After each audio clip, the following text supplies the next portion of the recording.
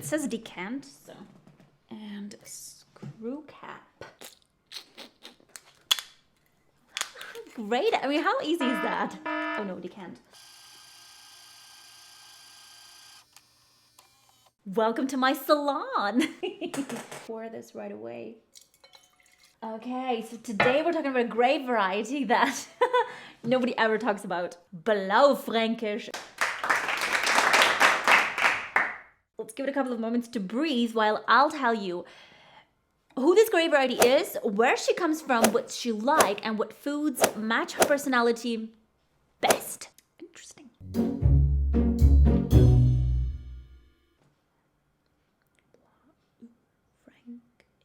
I actually heard that people don't order BLAUFRÄNKISCH, although they really very much enjoy the wine when they first get introduced to it, because they don't order it because they are afraid of butchering its name, going to the store and butchering its name completely, or mispronouncing and making a fool of themselves, and you know, all that shame. So I thought I would subdivide it into 4 different parts, so it makes it easier for you. So you've got blah, then you got ooh, then you've got Frank. I mean, who doesn't know Frank? And ish. Blah, ooh, Frank, ish. BLAUFRÄNKISCH. There you go.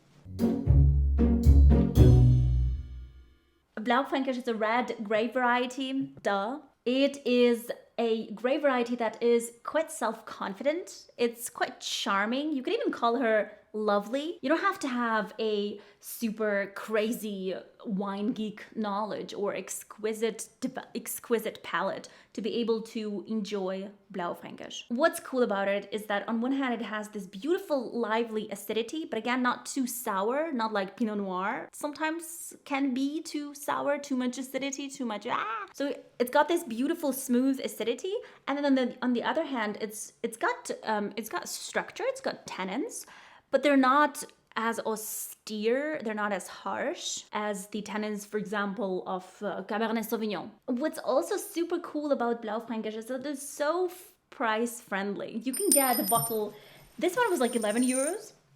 For 7 between 15 euros, you get a really decent bottle of BLAUFRÄNKISCH. That's also great about Austrian reds in general.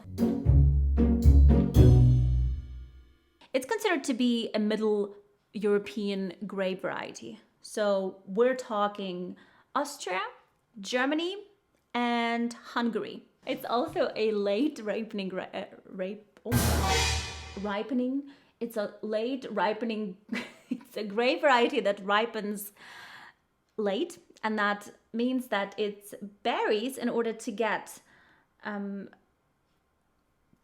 ripe, they usually like to enjoy sunshine for a bit longer, looking for the climates that have longer periods of sunshine. So the harsher continental climate would not be quite suitable for it. It delivers everything that a red wine drinker is looking for in his red wines. This grape variety in general has lots of synonyms, and in Germany they refer to our BLAUFRÄNKISCH as Lemberger or Limberger. So look for that if you're in Germany. And in Hungary they have another name for it. Keckfränkisch. I think we have a glass of Keckfränkisch today. They say that it started kind of appearing in the arena of wine in about 18th century or beginning of 18th century.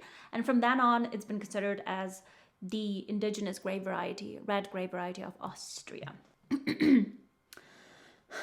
And in Austria, it is produced in one specific region, which is called Burgenland. I know. It's a really cool place to not only grow grapes, but just it has a very unique climate. It is kind of surrounded or almost hugged or embraced That's right, by mountains. And it is a place which is a kind of a crossing of two influences. On one hand, you have Mediterranean Sea, and on the other hand, you have Black Sea. And Burgenland is in close proximity to both, so you can actually track the influence of both seas, which is super unique. So the climate that appears out of the influence of the two seas is called Pannonian climate. All of this creates this really unique conditions for all kinds of life to thrive. So we've got a very unique flora and fauna,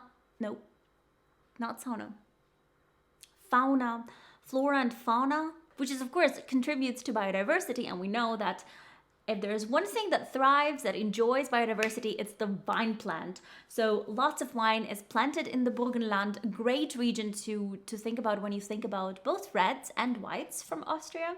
And that's nice. That's really, really nice.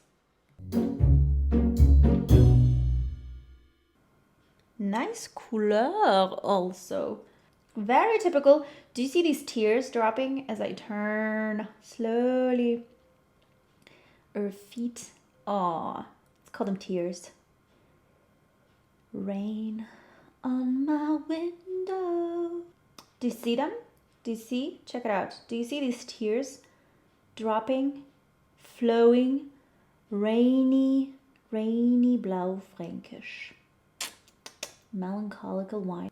Classical ruby color, slightly fading in the rim. Nothing too extraordinary otherwise.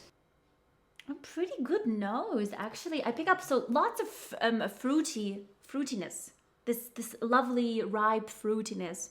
Blackberry, this blueberry as well. Everything is very, very ripe. Just like a light cassis note, which is this marmalade from black currant.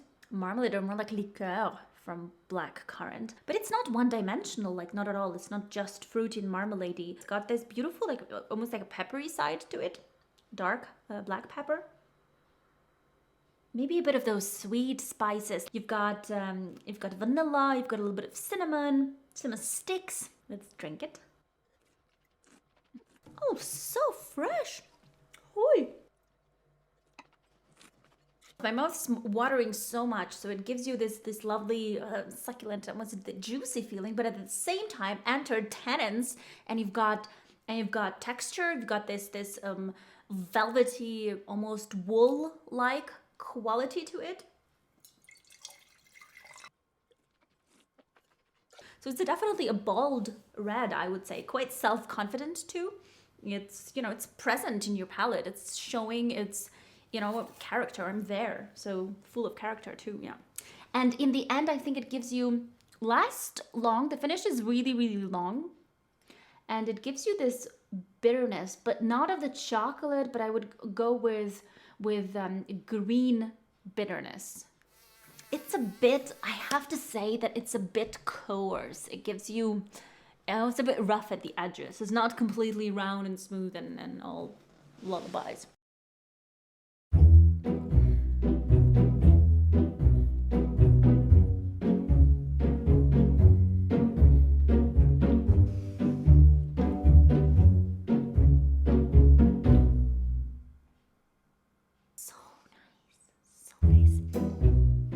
What big mistake is that I always judge the wine too quickly. This was barely in the decanter. It was barely 5 minutes, then I started already.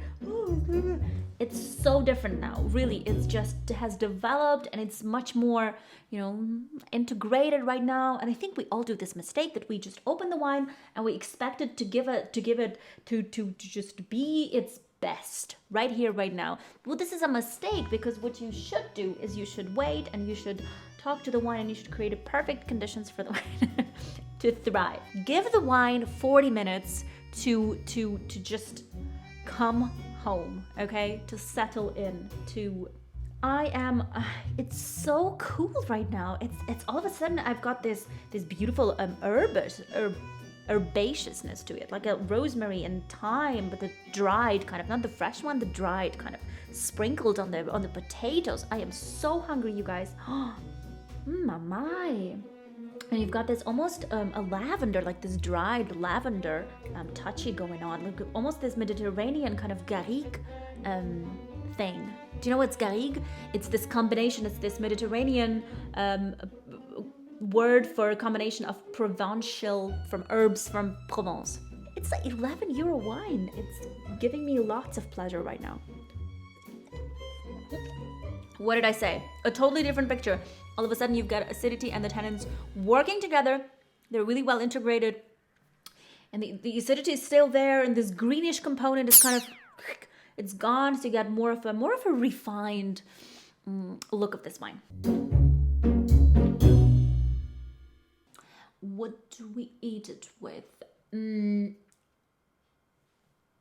Think about roasted vegetables, like really beautifully with lots of spice and with lots of herbal notes, like rosemary, and it's going to handle it quite well. I also think that like a piquant cheese, hard cheese mostly, not too soft because the tannins here are present. So I think it wouldn't be a good combination. And if you are neither vegetarian nor you like cheese, meat dishes would go so well with this bald, strong gentleman.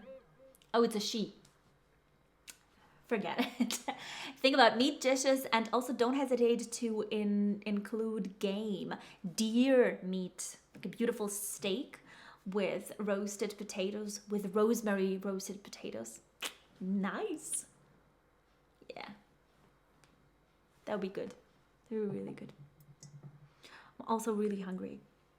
I actually very much respect that they put on the bottle, specifically put on the bottle that we should decant it, because I think in the beginning it was a bit too coarse.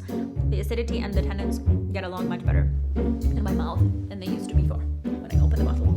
All right, so that was it.